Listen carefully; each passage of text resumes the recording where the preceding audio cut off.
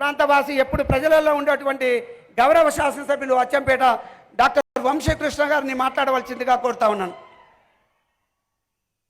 ఈరోజు చాలా సంతోషకరమైనటువంటి రోజు.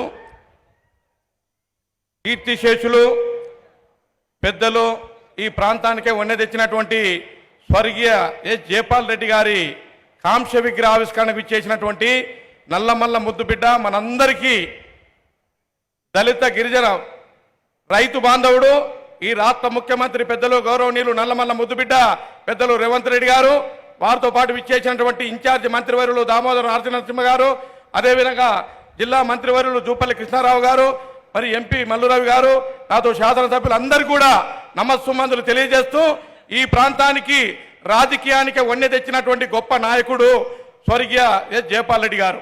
వారు అత్యంత సన్నిహితంగా ఉండి నేను చూశాను. నీతికి నిజాయితీకి నిలువుటద్దం.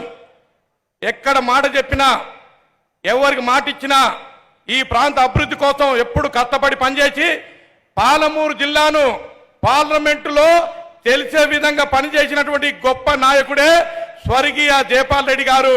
వారి కాంస్య విగ్రహానికి ఇచ్చేసినటువంటి పెద్దలు రేవంత్ రెడ్డి గారికి నేను కృతజ్ఞత తెలియజేస్తూ, మరి ఈ సందర్భంగా ఒక మాట మాట్లాడదలుచుకున్నాను. గౌరవ మా తోటి శాసనసభ్యులు ఈ సభాధ్యక్షులు కసిరెడ్డి నారాయణ రెడ్డి గారు చెప్పినట్టుగా నేను ఒక మాట చెప్తున్నాను సార్. ఈ నల్లమల్ల ప్రాంతం తెలంగాణ రాష్ట్రానికే ఇది ఊటీ లాంటి ప్రాంతం. ఇక్కడ అనేకమైనటువంటి లోయలు, గుట్టలు, చెట్లు చాలా ఆహ్లాదకరంగా ఉంటుంది. ఈ మధ్యనే 2 మంత్రులు, ఒక 12 మంది ఎమ్మెల్యేలను పోయి అవన్నీ కూడా చూసాం సార్.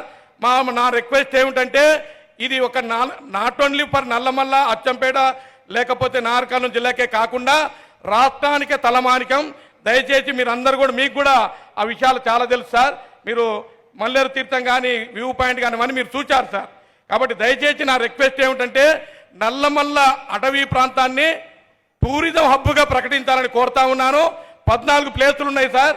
అవి ఫేజ్ మేనర్లో ఈ నల్లమల్లను టూరిజం హబ్ చేస్తే రాష్ట్రమే, మన రాష్ట్రంతో పాటు పక్క రాష్ట్రం ఆంధ్రప్రదేశ్ మన దేశంలోనే ఒక మంచి టూరిజం హబ్గా అవుతుంది. కాబట్టి మీరు దాన్ని డిక్లేర్ చేయాలని కోరుతూ, అదేవిధంగా ఈ ప్రాంతానికి ఎడ్యుకేషన్ పరంగా బాగా వెనుకబడ్డ ప్రాంతం కాబట్టి ఇది కల్వకుర్తి కానీ అచ్చంపేట కానీ ఏదైనా medical college, engineering college, polytechnic college కూడా ప్రొవైడ్ చేయాలని కోరుతా ఉన్నాను.